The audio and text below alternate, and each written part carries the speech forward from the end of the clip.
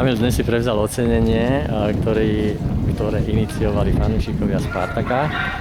Nielen teda za výkony, ktoré si predvádzal v Spartaku, ale to zdôvodnenie bolo hlavne za ten gól, ktorý si strelil Talianom. Čo by si odkázal tým svojim priaznivcom, ktorí ti dlhé roky fandili? Tak samozrejme som veľmi rád, že si ma takto všimli. Ja budem ďalej viditeľom na Trnavu, ďalej viditeľom na Spartak, či už to bude teraz Taliansko alebo niekde inde. A som veľmi rád, že si ma takto vážil. A ešte jedna taká otázka, že Talianov si vyradil z Rio majstra sveta a teraz v Taliansku pôsobíš. Ako to tam prežívaš ty, alebo ako ti to dávajú, alebo nedávajú najavo fanúšikovia? Tak práve, že u fanúšikov som veľmi obľúbený. Chcú, aby som tam podpísal novú zmluvu, mám tam dohodnutú na 3 roky. Uvidíme, čo bude ďalej, rozhodujem sa.